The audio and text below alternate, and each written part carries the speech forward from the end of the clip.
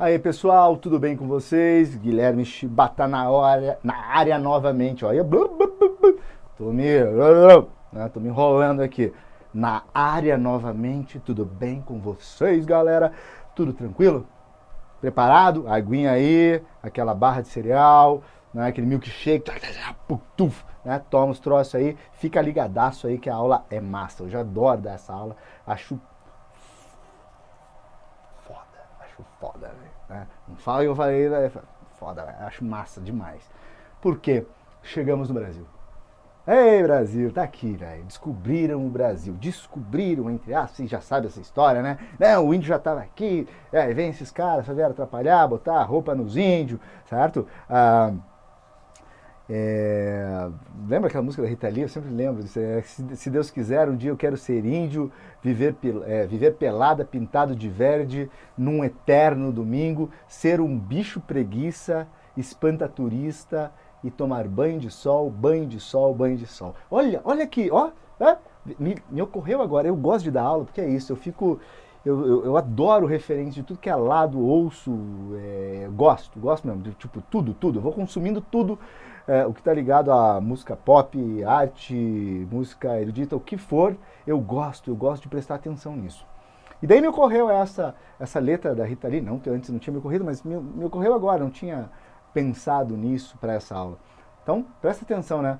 Se Deus quiser, um dia eu quero ser índio, viver pelado, pintado de verde num eterno domingo, ser um bicho preguiça, espantar turista e tomar banho de sol. Facinho para essa letra, né, aparecer num exame como o Enem. É a cara do Enem, né? E claro, daí você bota a carta do Caminha e faz essa interdisciplinaridade, se faz esse intertexto, né, com relação à figura do índio. E é isso que a gente vai falar um pouco agora. A gente vai falar sobre as primeiras manifestações literárias no Brasil, na terra, né, na terra do pau-brasil, na nossa grande Babilônia, que é esse país que a gente tanto ama, tanto odeia de vez em quando, tanto sofre por conta de corrupção, desgraça, violência, né, besteira, zica, cara, tanta coisa nesse país que a gente fala, pô, tem coisas muito, né, como qualquer país, né, muito positivas, mas socialmente falando, o Brasil ainda poderia ser muito melhor, né, nos setores como educação. E esse papo começa aqui, galera. Vocês pensam, isso eu tenho que ver na aula. Não, a gente vai conversar sobre esses textos e vai fazer uma reflexão justamente sobre o que eu digo que é um dos pontos, um dos critérios mais importantes do Enem, que é a formação da nossa identidade nacional, certo? Quem somos nós? Como isso vai mudando? Como a resposta para quem somos nós ou o que queremos ser nós brasileiros vai mudando. Isso diz respeito à nossa identidade, como nós nos olhamos, como nós nos identificamos, ou como os outros olharam para a gente. E como esses documentos são importantes, a gente estuda na literatura. É legal, né? Porque a gente nem chama isso de literatura, já vou falar sobre isso. Por exemplo, a Carta de Caminha, a gente nem chama de literatura, né? Uma obra de ficção e tal, né? Não é isso. Mas ela é tão importante para toda a cultura, né, que a gente resolveu adotar e ela aparece aqui. Aparece também, eu sei, nas aulas de história, nas aulas de sociologia. E por isso a importância desse documento, ok? Literatura de informação, então, é o tópico de hoje. E formação ou catequética, ou as primeiras formas, as primeiras expressões letradas aqui no Brasil. Vamos lembrar? Tem vídeo aí, né? Se você não assistiu ainda, dá uma olhada depois ou antes, depende do que você pretende. Na literatura quinhentista ou classicista. A gente está falando de Camões e a gente estava falando sobre as descobertas marítimas que no século XVI Portugal é, né, essa grande potência que vai atrás dos novos caminhos para a Índia. E num belo dia, numa dessas viagens, a gente sabe que o Cabral, né, a esquadra de Cabral, junto com a sua equipe, certo? Chega em terras brasileiras. E isso vai ser noticiado por um escrivão chamado Caminha, Pero de Vaz Caminha. Todo mundo, né, de ouvido conhece essa história, mas eu quero ir mais a fundo nessa história porque ela é crucial para a gente perceber alguns pontos. Então eu não vou só te contar a historinha. Ah, o Cabral estava aqui, o Caminha estava lá dentro e ele falou dos índios. Não, vamos ver como esse olhar ajudou ou atrapalhou na construção da identidade desse nosso país, do que você, do que eu, né, do que nós achamos que somos. Certo? Então vamos que vamos, galera. Ó, primeiro, vamos entender os caras que chegaram aqui. Por quê? Porque a primeira visão que a gente tem do Brasil é desses caras. Né? As primeiras manifestações literárias do Brasil não são dos índios, mas dos portugueses. São os portugueses que vão falar sobre o que viram aqui. Então nós temos que saber como é construído o olhar deles, isso é um critério do Enem, certo? O contexto histórico, o olhar do outro, como é que ele vai se formar, para que a gente perceba o que a carta tem a nos oferecer, como é que a gente tem que ler essa carta, qual o olhar que a gente tem que ter e qual era o olhar, a gente imagina, do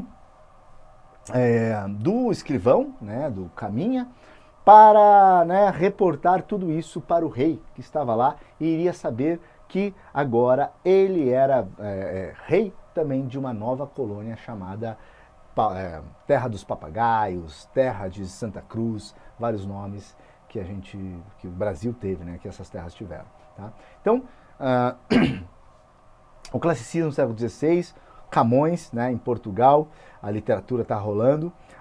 Nós temos nós temos como contexto histórico relevante de Portugal, principalmente o Renascimento, o antropocentrismo. Só que isso fica em Portugal. Portugal passa pelas grandes navegações, como eu falei, e essa história vem dar aqui, no Brasil, certo? O Brasil, né? O que a gente tem aqui para estudar e por quê? Né? Vamos lembrar, Portugal, moçada, saindo da Idade Média, tem ainda, sofreu ainda, né, um avanço das questões e da religião protestante dentro, né, do seu território. Para isso, Portugal elegeu os jesuítas como o braço, o segmento da Igreja Católica que iria abafar isso tudo e iria levar a religião católica para outros rincões. Porque a ideia de igreja e Estado junto, vamos pensar num Estado absolutista português, esse que vai vir aqui no Brasil, tem duas ideias, né? Primeira, nós precisamos levar a fé católica, vamos lembrar que Estado e Igreja estão juntos, não é um Estado laico como a gente tem hoje no Brasil.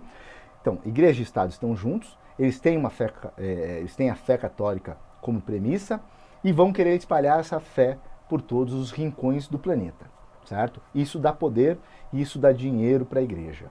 2, o Estado está interessado também em novas terras para explorar as riquezas que lá se encontram. Pau-brasil, especiarias, e principalmente, desculpa, minha gargantinha tá pegando aqui.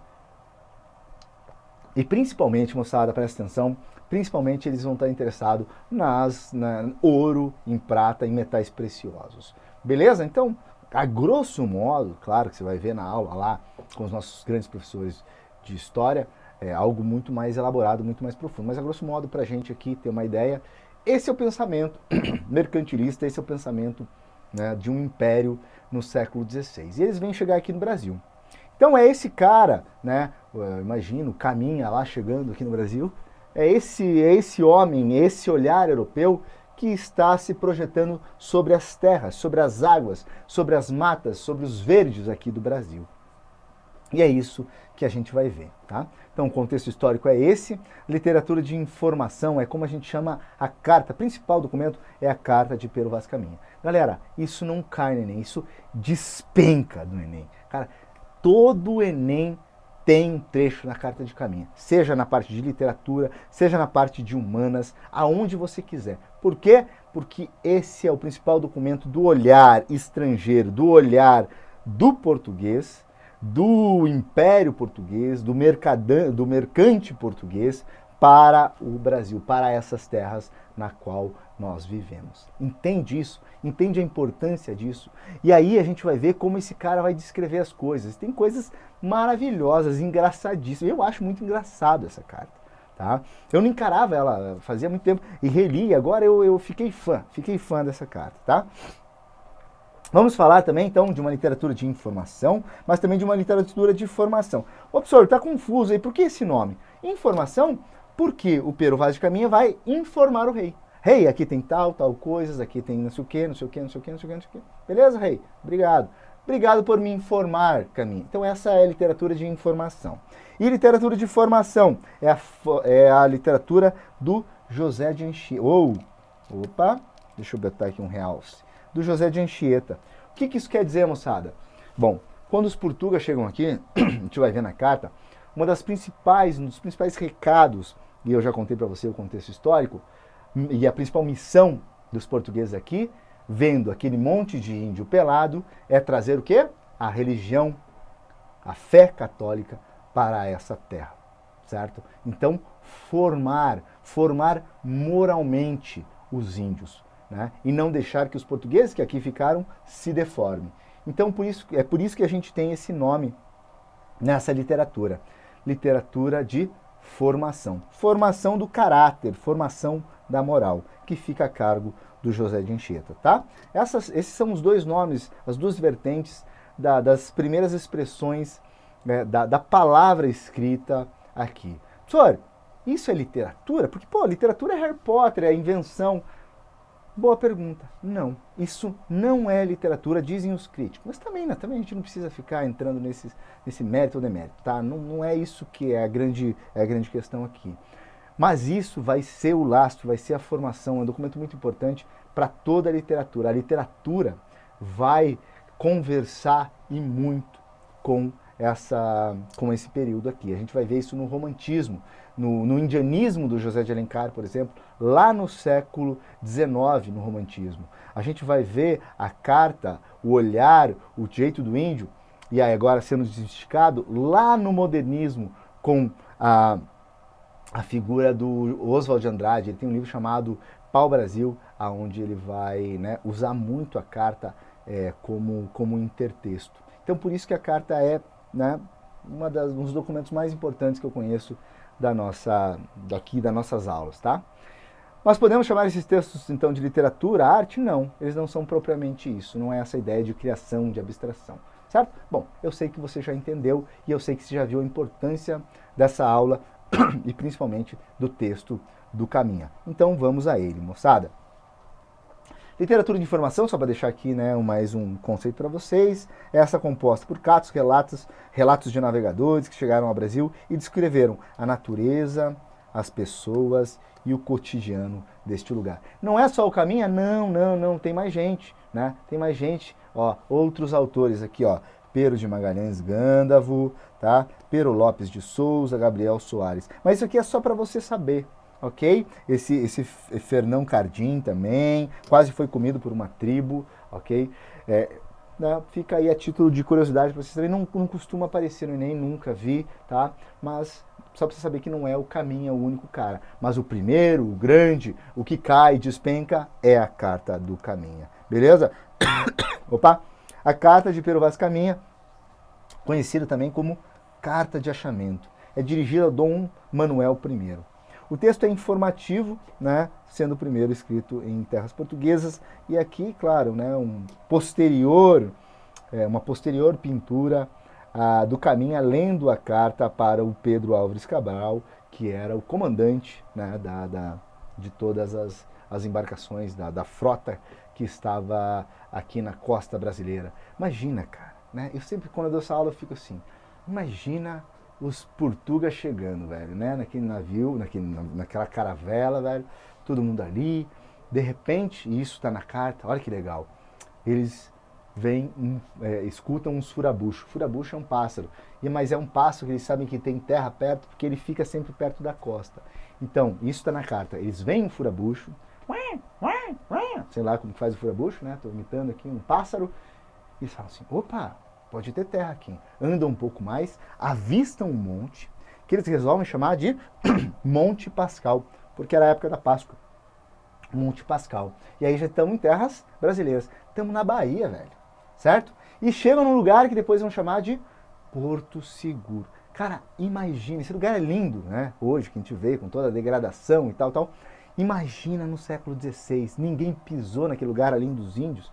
que estavam ali vivendo em harmonia com tudo, né? Menos com eles próprios, né? Porque os bichos gostavam de se matar também.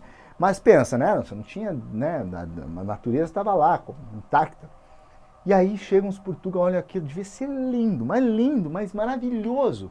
Então as águas são quentes, o caminho descreve, né? O verde é imenso, as águas são boas, caudalosas, dá para plantar, dá para fazer um monte de coisa. Ele fala assim, não vi ainda ouro, não vi prata, mas pelo que dá para ver aqui deve ter. As areias são limpas, são brancas, é tudo bonito. As águas são mornas. Imagine você chegar na Bahia no século XVI. Só um pouquinho, galera. Vou tirar da tela até para eu tossir em paz aqui, calma aí. Ar-condicionado ligado aqui, minha voz já tá, né, indo pros vinagres aqui. Vamos que vamos, galera. Vamos lá. Vamos falar então dessa carta.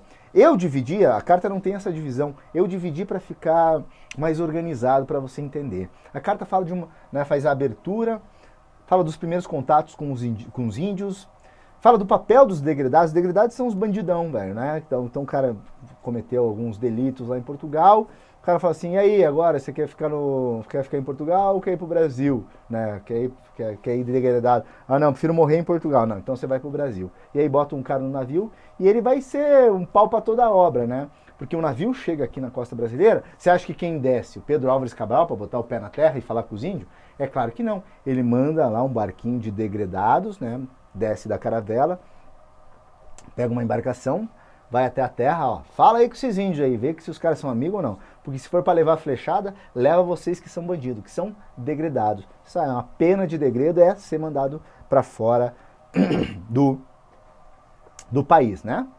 A fé católica é a moça nua, eu vou falar um pouco sobre, né, a questão da fé desses homens e como era né, tipo, contrastante a nudez. Tá? O caminho por muitos e longos períodos ele fala sobre isso. Os caras estão com as vergonhas de fora, as meninas estão com as suas vergonhas cerradinhas de fora, diz o nosso caminho. E fala de vergonha de fora, vergonha de fora, vergonha de fora. E ele fala, mas bota um porém, ele faz uma ressalva. Estes índios estão assim, né, desnudos. Entretanto, não tem nenhuma malandragem, não tem uma sacanagem por trás disso. Né? É uma coisa que ele percebe, é um costume deles, é uma coisa deles, tal. Não tem sacanagem por trás disso, não tem maldade. Né? É como se eles fossem inocentes como Adão e Eva. Textualmente ele fala isso, como Adão e Eva. Tá? A paisagem natural brasileira, as riquezas da terra, ouro e prata. Essa história da moça nua é uma das passagens engraçadas, porque acontece o seguinte... O Caminha conta que eles foram fazer a primeira missa em terras brasileiras. Então ali começou o desmatamento, porque o cara já cortaram 2 árvores para fazer uma cruz, certo? Começou o desmatamento da mata brasileira. Fazem uma cruz, bum, botam uma cruz lá, vamos fazer uma reza. Claro que tem padre já lá dentro, né, do navio. Vamos fazer a primeira missa aqui nesse lugar. E tá todo mundo lá, né, desce os marinheiros, desce o pessoal, todo mundo lá. E os índios estão ali, né, meio de curioso. Tem uma mulher que tá lá, peladona, tal. E os caras falam assim, vamos rezar essa missa? Vamos. Mas ninguém tá prestando muita atenção na missa. Por quê? Porque ficam vendo a Índia pelada. Né? Os caras nunca, né? Em Portugal, as mulheres estão cobertas de várias camadas de roupa. E ali, aquela Índia maravilhosa, pelada, e ninguém consegue se concentrar. E conta o caminho que alguém vai lá e tem uma ideia de botar um lençol nela. Né? Bota lá um pedaço de pano nela. Mas ela não sabe muito para que aquilo serve e aquilo vai caindo tal e já fica, né, fica nua de volta. Cara, percebe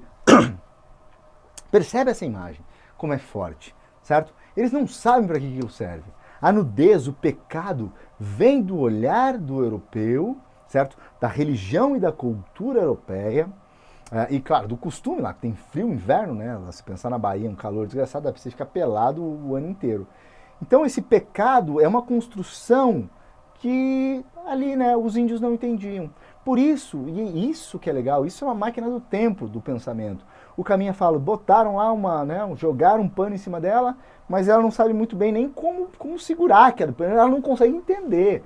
E não entende português, não consegue entender por que aqueles caras estão vestidos, não sabia o que era vestimento. Por que eles estavam com aquele troço em cima, se é tão calor na Bahia, se é tão gostoso ficar pelado, por que esses caras estão cheios de roupa, certo? Então, percebam que isso é uma coisa cultural, o pecado, a religião, e chega aqui esse choque com o índio. Por isso que eu falo, essa carta é um testemunho do olhar da cultura europeia, portuguesa, católica, sobre uma nação que tinha uma cultura completamente diferente, e a nudez mostra isso, certo? A nudez mostra isso e é muito forte, porque experimenta ficar pelado em Portugal, o cara vai pro cadafalso, vai morrer, certo? Não vão deixar, é um pecado, é feio, né? A gente está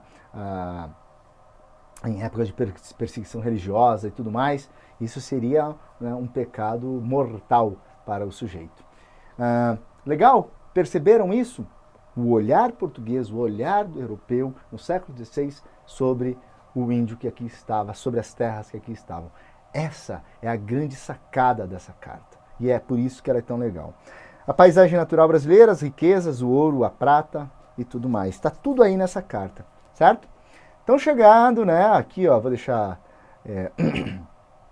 vamos ler um pedacinho ali, pula a primeira parte, vamos para o segundo parágrafo ali. Quarta-feira, 22 de abril, neste dia, a horas de véspera, houvemos vista de terra, primeiramente de um grande monte, muito alto e redondo, e de outras serras mais baixas ao sul dele, e de terra chá, com grandes arvoredos, ao monte alto, o capitão pôs nome, o Monte Pascal, e a terra de Vera Cruz. Então esse é o primeiro nome oficial que tivemos, a terra de Vera Cruz. Viu? Tá tudo lá. Eu falei, contei para vocês, mas tá tudo lá para você ler. É muito legal, muito bacana mesmo esse texto, cara.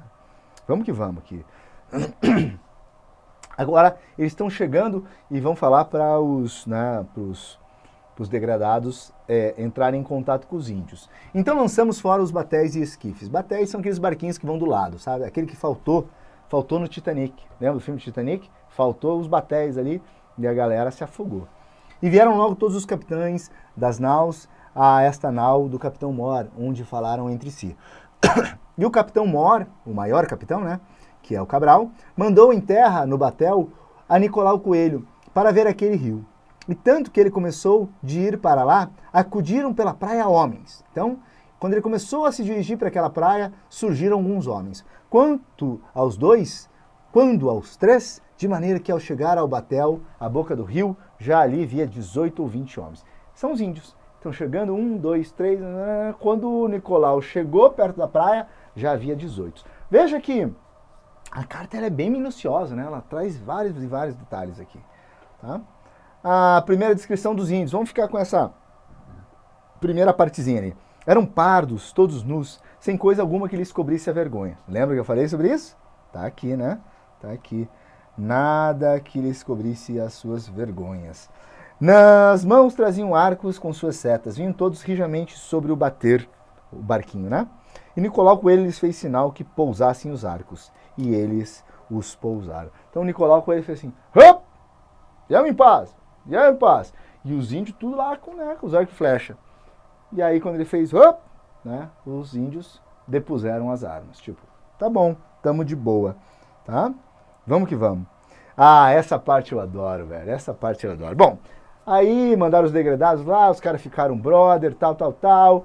E o capitão falou assim, bom, quer saber? Traz uns índios aqui que eu quero conhecer. O Cabral falou, né? Traz uns índios aqui pra dentro da caravela que eu quero conhecer esses bichos aí.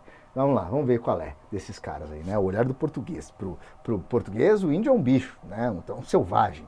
Traz esse selvagem aí. Aí eles botam uns 3, 4 índios dentro do batel, do barquinho, e vêm até a caravela. Chega na caravela, eles se encontram. Tá? E aí eles começam, né? Os índios estão lá, não fazem nenhuma reverência ao capitão. Por quê? Porque nunca fizeram isso para ninguém, para que iam fazer para ele? E isso está tudo descrito na carta. Aí olham o colar do capitão e falam assim, né? Como se dissessem o quê? Aqui, ó, esse colar aí de ouro, tem lá. Olham um castiçal de prata, né? Você tá entendendo, né? Você, né? Bota aí, ó, legenda, né? Ó, prata, né? Tem lá. Tá? Vai aprendendo aí o meu jeito índio de falar aqui, velho, tá? De repente, o capitão pega uns víveres, umas caças que ele tem ali para para comer, tipo um carneiro, apresenta um carneiro para eles, e lá pelas tantas apresenta uma galinha, velho. Cara, essa história eu acho demais. Não tinha galinha no Brasil, galinha vem da Europa, certo? E aí, pro índio, velho, aquilo é um bicho do... Por que galinha é feio? Galinha é massa, sabe como? Quando já tá só aquele peito, assim, no prato, bonito, com uma salada, tal, você vai comer, né? Ensopadinha, gostosa, tal. Aí é bom, certo? Cabidela, tal. Os goianos gostam de uma galinha cabidela, tal. Cara, agora, a galinha morta, com aquela cara feia, pô, aquela cara do capeta, aquele bico, aqueles troços aqui meio enrugado na galinha. Cara, eu acho galinha um bicho do capeta, feio pra cacete. E o índio também, porque daí mostra a galinha, os índios, fudeu, né? Os caras dão um pulo, fudeu. Tá? Oh, que merda é essa, tal, né? Não sei o que, depois não botaram a mão e falaram, ó, tira fora esse troço. Então, essa é uma parte muito engraçada que eu acho, e vou ler pra vocês ali, ó. Porém, um deles pôs olho no colar do capitão e começou a acenar com a mão para a terra e depois para o colar. Como que nos dizendo que ali havia ouro. Também olhou para um castiçal de prata e assim mesmo acenava para a terra novamente para o castiçal, como se lá também houvesse prata. Mostraram-lhes um papagaio pardo que o capitão traz consigo. Tomaram-no logo na mão e acenaram para a terra, como quem diz que os havia ali. Mostraram-lhes um carneiro. Não fizeram caso. Mostraram-lhes uma galinha, quase tiveram medo dela. Não lhe queriam pôr a mão e depois a tomaram como que espantados. Certo? Pô, massa, né, cara? Eu acho divertidíssima essa passagem. Né? Ali tem prata, não sei o quê. Esse primeiro contato. Porque, sabe uma coisa que me deixa assim, super curioso? Assim, a gente não vai conhecer um lugar que ninguém foi. Sei lá, só se o homem for, sei lá, para Marte e ficar barato pra gente ir pra lá. Mas a gente não vai conhecer um lugar que, tipo, ninguém viu. É um povo que ninguém conhece, não tem mais isso, né? A gente descobriu tudo, já matamos metade do mundo também, né? Agora tem uns índios na Amazônia meio perdidos lá, porque são nômades, por isso que ninguém descobria, mas descobriram e tiraram foto pra caramba já dos bichos, né? A gente sempre faz isso, né? Essa coisa do outro, do selvagem, do bicho, tá? E é o índio que tem que estar lá, que tem que respeitar e que está vivendo na sua, velho. Né? Um ser humano tá ali na buena, vivendo, e a galera vai lá, quer tirar foto, quer pirar com o índio. Deixa o índio lá, velho, deixa o índio lá. Bom, vamos para a primeira missa? Tá lá, ó. Entre todos esses que hoje vieram, não veio mais que uma mulher moça. A história lá da mulher moça que não conseguia ajeitar lá o lençol para cobrir o corpo. A qual esteve sempre à missa, e a quem deram um pano com que se cobrisse. Puseram-lhe ao redor de si, porém ao assentar, não fazia grande memória de o estender, bem para se cobrir. Assim, Senhor, a inocência desta gente é tal que Adão não seria maior quanto a vergonha. Então a nudez dele é comparada à nudez de Adão e Eva. Não há pecado em relação a isso. Beleza? Galera, esse tópico é importante, tá? A carta do caminho é entender, né? Porque ela vai estar lá, certo? O Enem, por exemplo, a prova do Enem sempre tem texto de apoio. Então, o trecho a ser analisado está lá. Agora, você conhecer o contexto, saber que é o olhar do outro, o olhar do cara do século XVI, mercantilista, imperialista, que quer descobrir novas terras, quer roubar aquelas coisas, católico, né? Com relação ao índio, é importante para que você consiga ler aquilo e entender o que vai ser lhe perguntado. Tá? Essa carta cai muito, quero que você tenha bastante zelo, cuidado, né, estude ela. Beleza? Valeu? Massa. Vamos continuar. Não acabou, não. Literatura de informação. Desculpa, opa, tá errado aqui. Calma aí, deixa eu arrumar. Literatura de... Arruma aí no teu slide, tá? Se você for imprimir e tal. Ó, tá lá. Literatura de formação. Formação do quê? Da alma. Né? Formação da alma daquele índio. Dá uma olhada aqui nesse quadro, que não é da época, é posterior, mas vejam os jesuítas, o braço da igreja aqui, os padres, né? E o português aqui, tá? Todos de pé, é ou não é? Certo? E quem está subjugado, submisso, sempre o índio, tá? Então vamos formar esses selvagens, nós de pé e eles de joelhos, ok? Então, literatura de formação. Pô, por que eu botei informação aqui?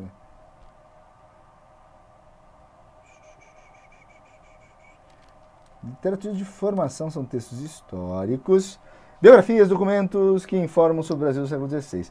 Bom, Contra-Reforma. O que é? A Reforma Protestante. E a Contra-Reforma vem para bloquear o protestantismo que estava tomando espaço da religião católica lá na Europa. Tá? Desse esforço da igreja para se manter no poder, sai o braço jesuíta. Isso é importante porque vocês vão ver, no Barroco a gente vai falar também do Padre Antônio Vieira. E o Padre Antônio Vieira também é um padre jesuíta. Aliás, tá para rolar um filme do Scorsese que vai falar sobre os jesuítas no Japão, cara. Olha que louco, velho. Os jesuítas no Japão e esses caras, como aqui no Brasil, estavam lá para espalhar a fé católica, mas foram mortos, né? Foram chacinados lá no Japão. Você fala assim, né? Olha para mim e fala, nossa, Japão é um país tão civilizado, tão bonzinho, olha o professor como é legal, né? Os caras, gente é ruim, velho, né? Os caras meteram porrada nos caras lá, mataram todo mundo. A ordem jesuíta, para vocês terem uma ideia, e essa ordem a gente vai falar bastante, chega em 1549, né? No Brasil. E a missão bota aí, calma aí, realce. Missão é catequizar o índio e moralizar o europeu. Em 1553 chegam os padres Manuel da Nóbrega e José de Anchieta. Os principais nomes, né, se cair alguma coisa de literatura de formação, vão ser esses dois nomes aí. Né? E como é que eles faziam? Professor, então você falou que eles não são literatos. Não, porque é muito rudimentar. Né? Eles usavam o teatro, usavam os poeminhas, para quê? Para catequizar. Então o intuito, claro, eles usavam a arte para mostrar alguma coisa. Mostrar o nascimento de Jesus, a Virgem Maria, tal, para os índios. Para ensinar os índios. Tinha que ensinar português e depois ensinar a religião deles. Certo? Essa era a grande missão desses caras, essa era a grande ideia do braço jesuíta aqui no Brasil quando chegou para cá. Então, o José de Anchieta é um nome muito famoso em São Paulo, né? Ele funda São Paulo, tem a estrada, né? Anchieta, que liga, não sei se é São Paulo ao litoral, eu acho que é isso. Paulistanos e paulistas, por favor, né? Santistas, deixa ali teu comentário. Professor, José de Anchieta liga tal coisa, porque eu estou dando aqui uma explicação que eu não sei. Então, por favor, me ajuda, comenta ali para mim, tá bom? Mas a importância do José de Anchieta, ele é o primeiro homem a fazer teatro no Brasil, por exemplo. Tá? Mesmo que esse insípido, que a gente nem chama de literatura, mas está ali, o germe. Sabe o que ele fazia com os índios? Ele botava, para os índios, né, dizem que a ordem jesuíta ela é muito prática. Ou seja, você me deu uma missão, eu vou lá e vou fazer.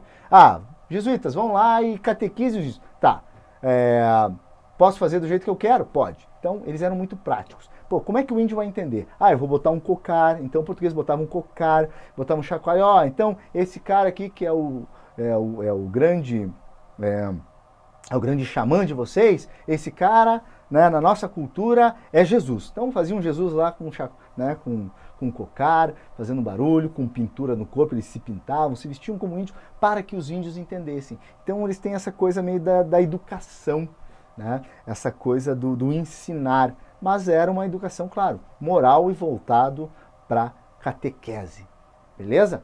O nome do Anchieta, quando você vê de novo aí, o pessoal que está em São Paulo, você vai lembrar dessa aula. Ok, meus queridos, eu fico por aqui, agradeço enormemente a paciência.